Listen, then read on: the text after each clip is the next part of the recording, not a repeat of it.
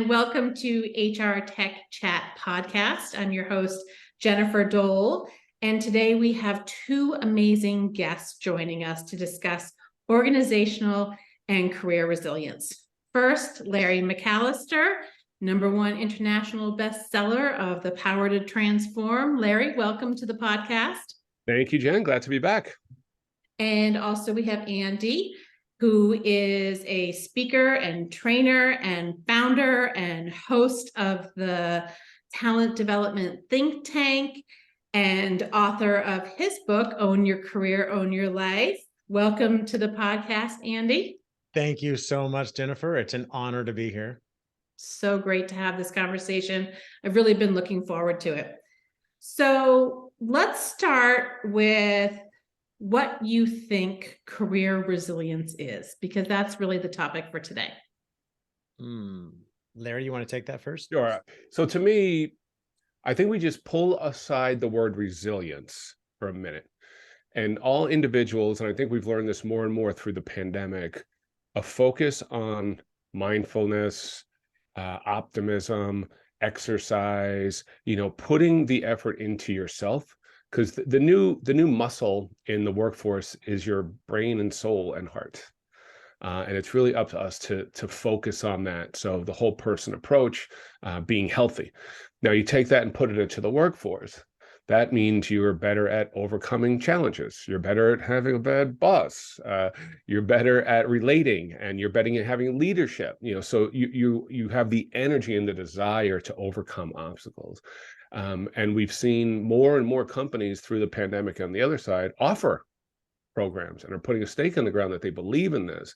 So I think personal resilience and companies caring about well-being and mental fitness is starting to drive this idea of career resilience. And I know Andy thinks a lot about career. So I'll have him put his spin. Yeah, thanks, Larry. I agree completely. And as you know, I'm a big, advocate. I'm passionate about this idea of career development. I speak in a lot of organizations, teaching people how to own their careers. And when I think about resilience, I think technically, it's really about overcoming challenges, right? And being able to bounce back from things. And, in an ideal world, you think like, oh, I wouldn't need to bounce back. I wouldn't have that many challenges in my career. But really, like in life, as with our career, we're always going to have challenges, things that are going to come up. Things are not going to go perfectly. And really, that's what makes life and our career interesting, right? We actually gain a lot of fulfillment from overcoming challenges. The problem happens when it is consistently challenging and stressful, and we feel like we're either doing work we don't love, or we're outside, constantly outside of our comfort zone, or we're, a lot of pressure is being put upon us, or we don't know why we're doing the work that we're doing. There's a lot of things that can affect us negatively. But I think resilience is going to come from building a strong mindset, an ownership mindset, a growth mindset, a resilient mindset. A lot of that work can be done personally through mindfulness, as Larry mentioned, through studying different things and practicing, building up that resilient mindset. It's also going to come from empathy from a leader and an organization who is mindful about the type of work you're asking people to do and how much you're asking them to work, and the right amount of stretch assignments and challenges and that sort of thing. There's a lot of balance in there. But I'm a big advocate, of course, as you know, from my book and everything, of taking ownership of your career. And so an advocate of people taking responsibility for their situation and asking, okay, if I'm not happy with this, what do I maybe want to change about it? What is in my control to change, and what is not in my control, and what can I change, and what do I just need to accept or move on? And constantly asking those questions and really looking inside at yourself is going to allow you to build a lot more resilience in all kinds of situations. I just want to add one quick thing. I mean, Andy's book really came at the right time when we really started seeing people feeling that I can have more control over my well-being and even my sort of happiness at work. And that is in your locus of control. So Andy hit right at the right time, I think. Yeah.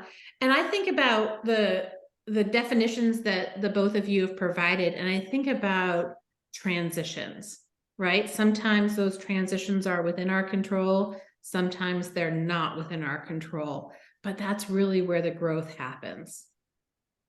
Yeah, absolutely. We can influence a lot of those things, but we may not necessarily be able to control it. And that's why where I talk a lot about mindset, whether in my book and the talks I gave, I just had a talk on Sunday about this with a group of entrepreneurs, but I speak in a lot of companies, that developing an ownership mindset, a big part of it is figuring out what's in your control and trying to focus most of your energy what's in your control, and trying not to worry or stress too much about the things out of your control. Like obviously, politics, the world economy, the weather, what your boss says, the company leadership, the layoffs that might be coming. Like these things are out of your control, but what's in your control is how you respond to these things, how you show up, how you treat yourself, and how you treat others. And that is where you really start to operate with that ownership mindset. And I think to add to that, we've seen in studies that the more you focus on what you can control, the more that grows. You're able to control more and more things because you're building this skill to attack more things and stretch more things. So, if you're focusing on things that are concerning you, you have no control, it, debilitates you. It slows you down. So I think Andy's point about, I just had a big transition, right? I left the corporate world almost a year ago. Yeah. I was business ready, but I don't think I was as mentally ready as I thought I was. So I really had to do a lot of work. I read Atomic Habits. I took this course about the science of well-being, and really had to build into my routine mindfulness and this idea of I'm an individual now and not part of a large corporation. And it's taken a while for me to really feel like I'm hitting my stride personally.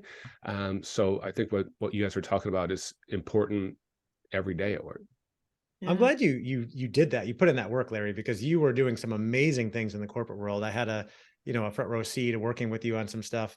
And I was surprised, when you said you were going to make this transition, but I know you had been setting yourself up for that for a long time by making connections.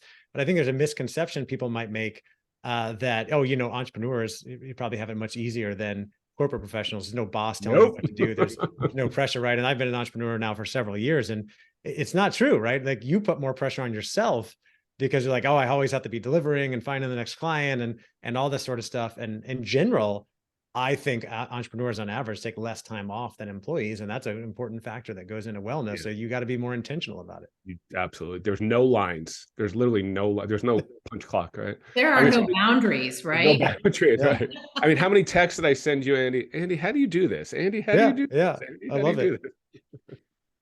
So, but to make these changes, to take ownership of your mindset and your career, you generally have to overcome some fear. Yeah, this is true. I think, Larry was alluding to that in some ways right there. I don't know about you, Larry, but obviously when I went out on my own a few years ago, there was a lot of fear involved. There still is. I absolutely love being an entrepreneur. But there's always a fear of like, oh, am I going to run out of clients or money or whatever it is? And I think, whether you're an employee or an entrepreneur, there's always going to be fears. And especially if you're trying new things or you have big goals, things that you want to accomplish, chances are there's going to be some fears involved in that. And I actually developed or adopted a mantra several years ago after reading a book called the 10X Rule by Grant Cardone, where he talked about starving your fear. So the first step when you have fear that might be holding you back from things is to recognize what that fear is and what it comes from.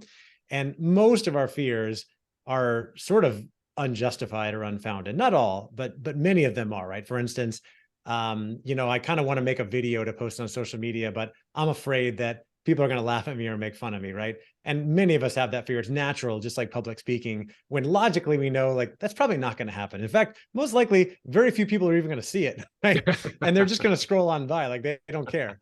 And so that happens a lot of times with the fear. So it really starts with recognizing and being honest with yourself about your fears and asking, okay, why am I afraid? What is the logic behind this? Is this even a realistic fear? And then I mentioned the idea of starving your fears and what Grant Cardone said in that book that I referenced, which is that, as you have a fear, the longer you let it go, the more it's going to grow. So you really got to starve it, knock it out right away. And so when you say like, oh, I'm afraid to make this video, I'm just going to do it right now. And then I'm going to see what happens, what the effects are. And then as you do these scary things, you see, oh, actually, nobody's laughing at me. Actually, nobody's even commenting or paying attention to this because everybody's like focused on their own life, right? They're not really as worried about us. And when you work on developing more of a growth mindset, which comes from the book Mindset, New Psychology of Success by Dr. Carol Dweck, Stanford professor, something I reference in my book and all the talks that I give.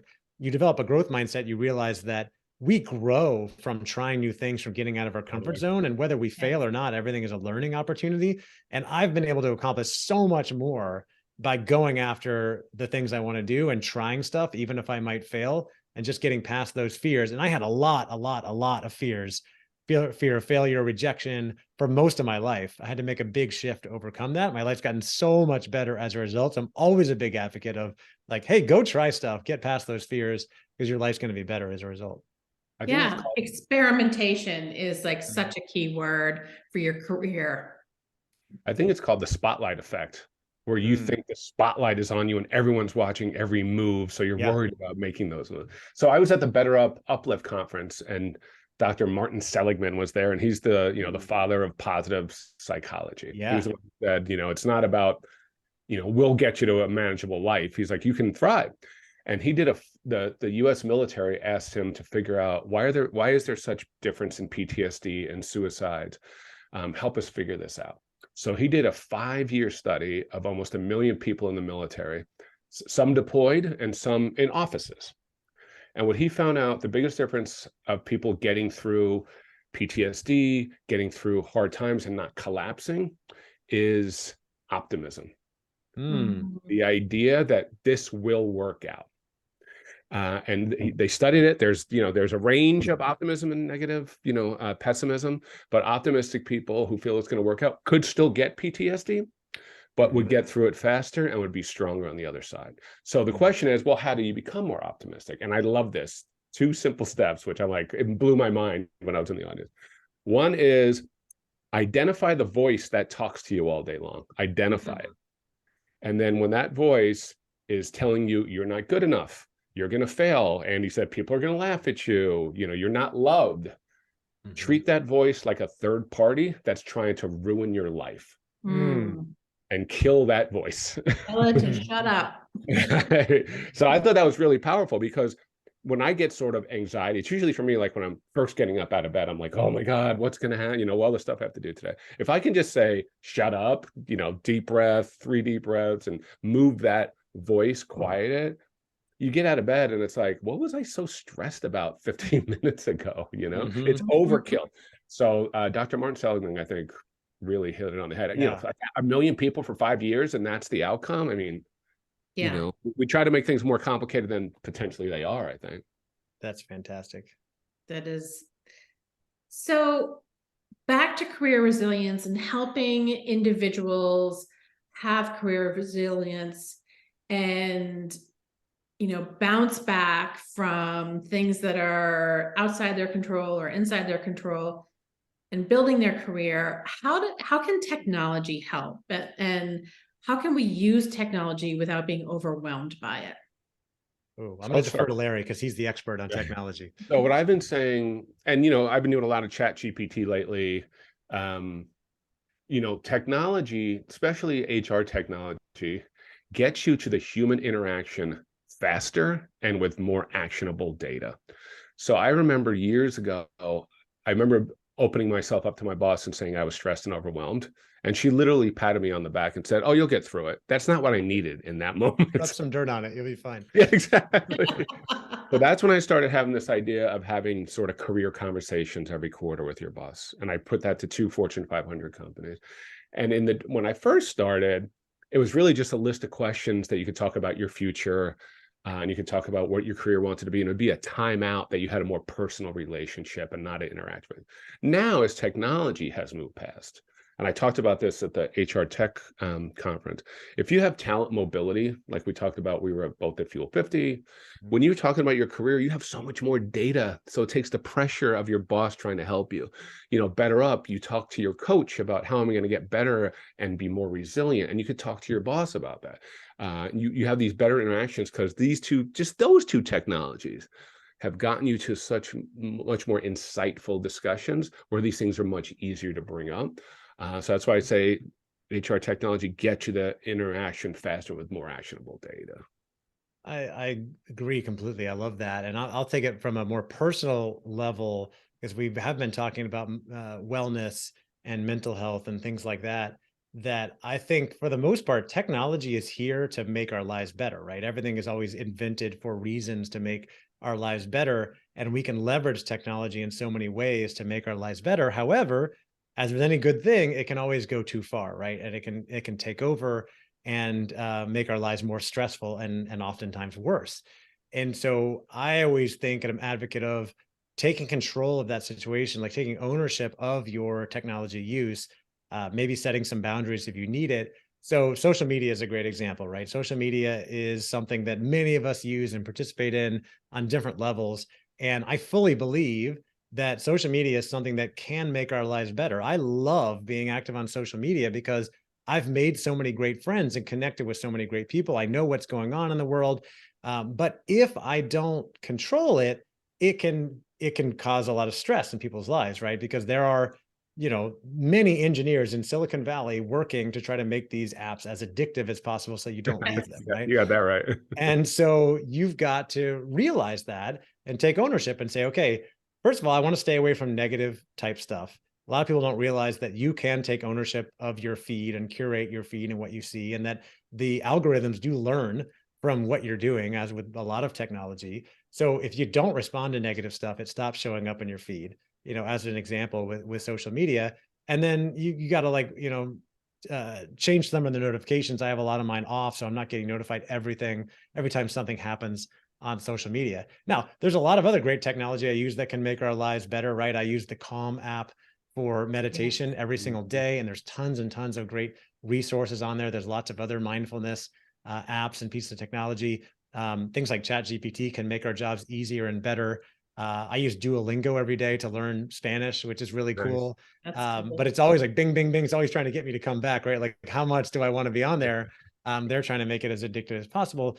So again, like, I think there's a lot of ways we can leverage technology. Email makes us, allows us to communicate at work, right? But it can absolutely get out of control if we don't have some type of boundaries and a strategy around how we use it. So I think technology is great. It can make our lives better. We just have to think about, how are we going to own it? How are we going to harness that power and not let it get out of control? What boundaries do we need to put in place? So let me ask you and Andy, a question, because you're recently out of the corporate world as well.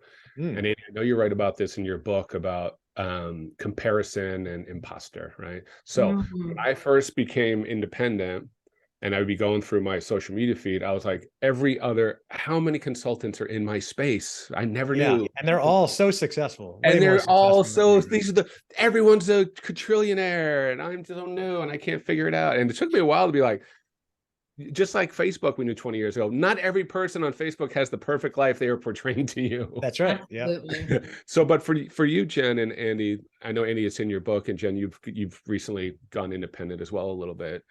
How do you deal with comparison or imposter syndrome? Well, first, let's recognize that it's there, because it is there. And, I feel so grateful to have this opportunity to be in a research analyst role and talking to HR practitioners and learning about technology and figuring out how we bring those two things together to solve problems. Like, I love that. And there's other people doing it too. And I think more about, let's collaborate than compete. And that's really helped me be more open to opportunities and, just engage. Yeah, I'm a big fan of that. So I'm a big fan of collaboration over competition. Like you mentioned, abundance mindset. So if you're new to that concept, let me just give you something that you can keep in mind for the rest of your life.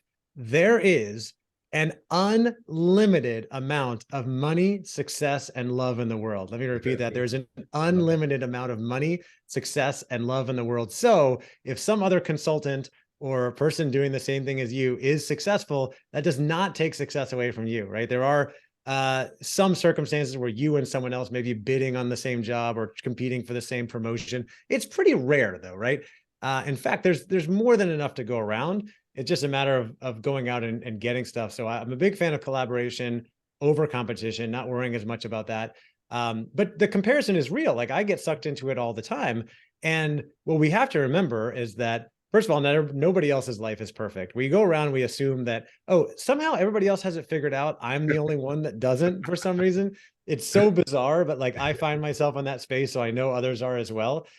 Second of all, you can't compare your whole life to someone else's highlight reel, which is what we see on social media, right? When people post their vacation photos, somehow they don't post about the fight they had with their spouse the night before about what they were going to do flat that day. tire Like, on the you're always freeway. dragging me around. I just want to relax.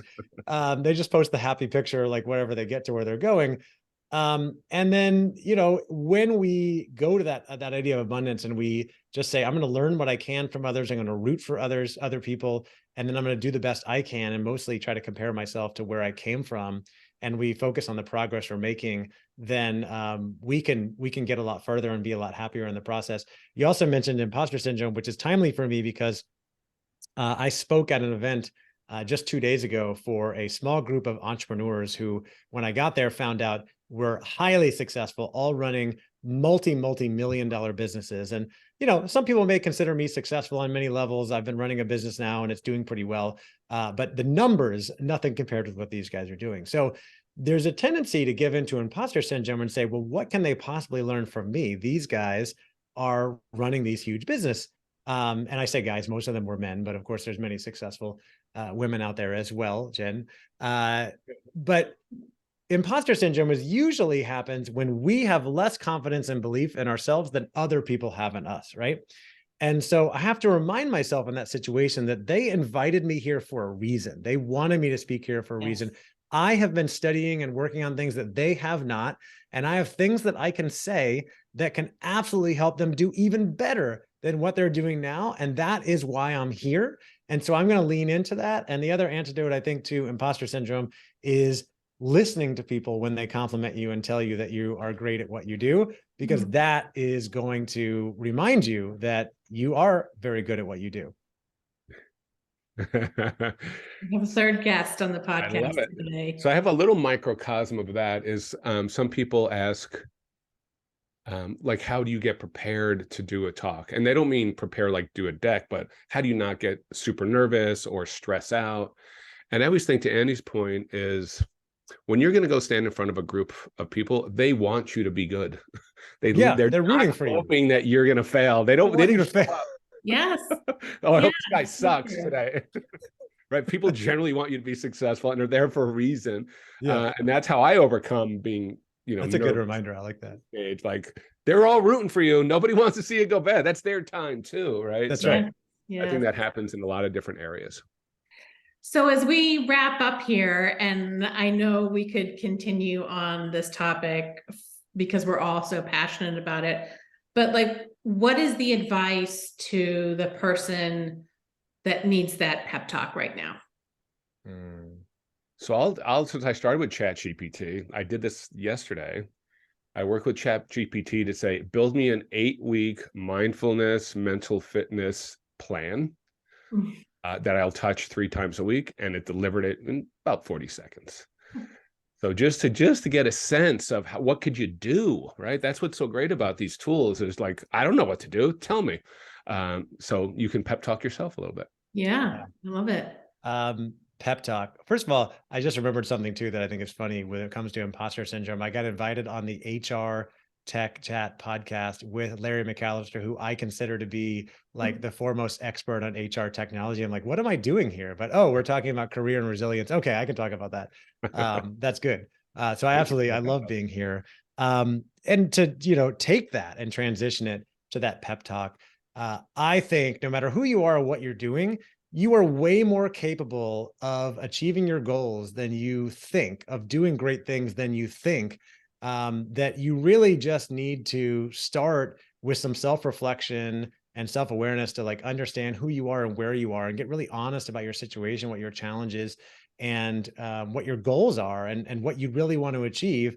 And then think about, how can I make a plan to achieve that? And what do I need help with? Because we all need help. Don't try to figure it all out on your own. And help could be reading a book, listening to a podcast. It could be going to a conference. It could be hiring a coach, right, to help you specifically with that thing. I've had a ton of help on my journey to get where I am.